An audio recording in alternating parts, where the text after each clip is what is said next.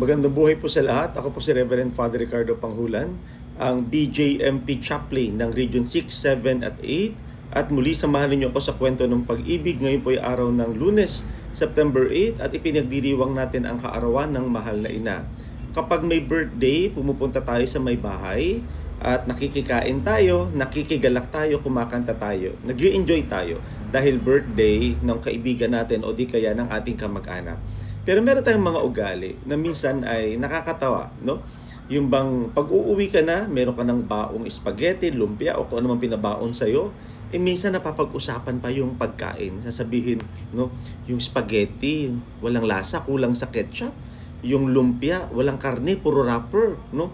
Yung barbecue, sunog na sunog. Ang dami nating napapansin, no?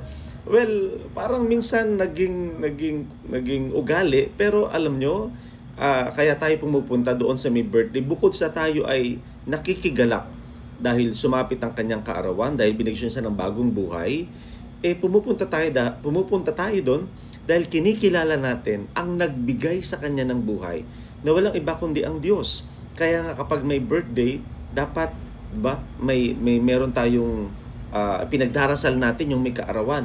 Nagpapasalamat tayo sa Diyos na nagkaloob sa kanya ng bagong buhay.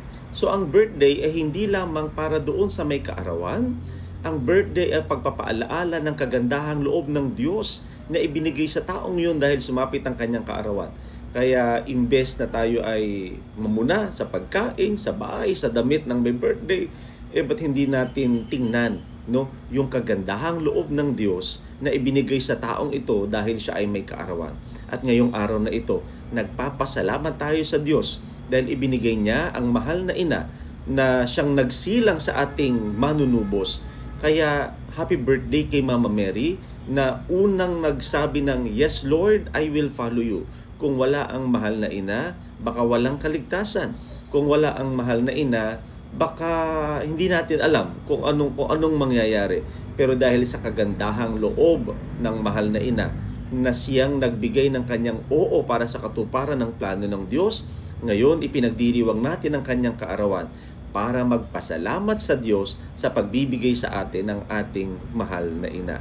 Kaya ngayong araw na ito, ipagpasalamat mo rin ang buhay mo. Ipagpasalamat natin yung mga nagdiriwang ng kanilang kaarawan, hindi dahil birthday nila lang.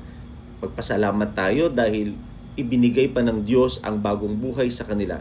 Kung wala ang Diyos, baka hindi na tayo buhay. Kaya ang lahat ay utang na loob natin sa Kanya. So bagamat pinapahalagahan natin ang regalo, mas pahalagahan natin ang nagbigay ng regalo. Kung nagustuhan mo ang pagninilay na ito, huwag mo kalimutang i-like at i-share. Magandang buhay po sa lahat.